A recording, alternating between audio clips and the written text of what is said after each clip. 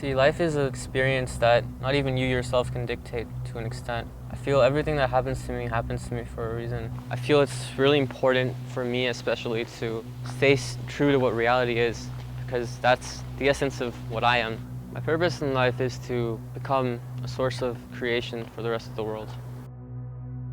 Currently we're in Mississauga, Ontario. This city is very important to me because I spent about 11 or 12 years of my life here. So I find that it's really shaped me in terms of how I am as a person. I had a pretty, I guess I would say, adventurous childhood.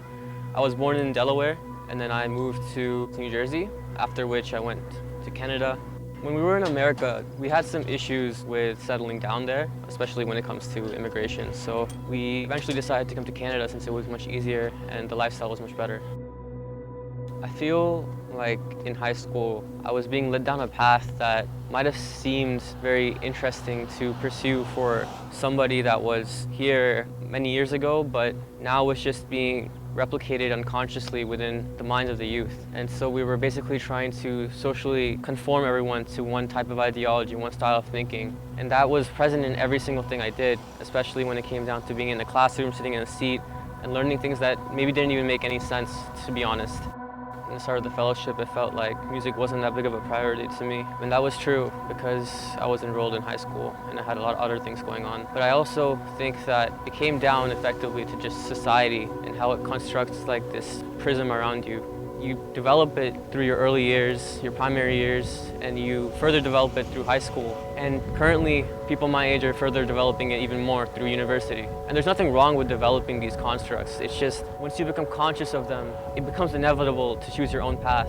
And so, because of all these desires that were forming at the time, it sort of clouded what I felt was my true one path. And when it comes to music especially, I've always wanted to do something important for the world. But one of the key barriers to doing something important for the world is language. And the only thing more universal than language is music.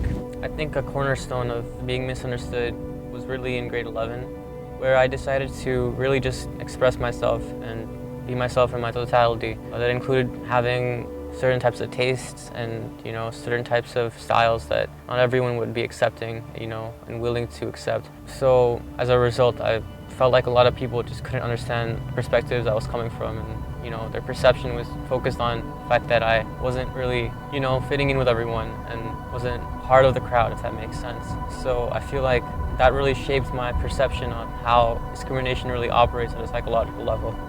All the music that I've heard, especially since it was mostly Indian when I was growing up, really came out and formulated inside of the Virgins, especially since I've grown up in an Indian household. So even though we don't really like to admit that music is something that really encapsulates our lives, we do have a very vibrant music culture, and I feel like that definitely has shaped not only my outlook on music, but also my style when it comes to music.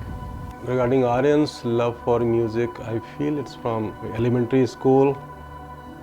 Second or third grade, he was trying to make music and build a music company in the school. I remember those things. He was a little kid and he was just saying, "Daddy, I am making music, I will sell the music." When he was in a kindergarten, he performed also in one song because he loved this music and dance. Okay. Yeah. Remember what the song was? It was a Bollywood song, and he performed that. There was an Independence Day, our back home. He did that like a program over there.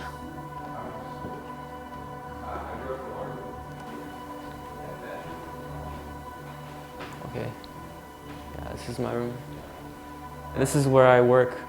This is all really I need, because this is like my karma bhumi, which means workplace. I treat this place like a temple, right? I always make sure that I pray before I come here to generate positive energy, right? Yeah, this is the tripod that you guys provided. This is the mic you guys provided, along with the Zoom recorder. To make music, I use these headphones, which was also in the kit. If you talk about music, it's part of cultures. The country we come from, India, so there, the music, the yoga, which is called yoga, dance, martial art, it all comes from the spiritual experiences. I would say it's in our DNA. We're at Metalworks and we're about to go record a song. The song's called Misunderstood. I actually did not know Metalworks was the most famous studio in the country What I didn't know is that I used to pass by Metalworks ever since I was a child, and just was always calling to me for some reason. I just always looked at it. I didn't even know it was a recording studio. It always just called to me. I was like, I don't know what exactly happened there, but I always knew that one day I would find out, and wow, today's that day. What can I say? So my first day recording in a studio was really intriguing, actually. I never thought I'd actually be recording here for my first day, but as it turned out, we came to Metalworks and I found that it was a lot more friendly and open than I thought it would be. So 1, 2, 3, 4. I don't want this fight, this fight, this fight, this fight, this fight no more. Can't you look straight at my eyes and decide, or just find the door? I'm so tired of these lies disguised as prizes. I don't wanna go fight no more. I don't wanna go fight no more. Hoping we could see some light. Just understand, just comprehend.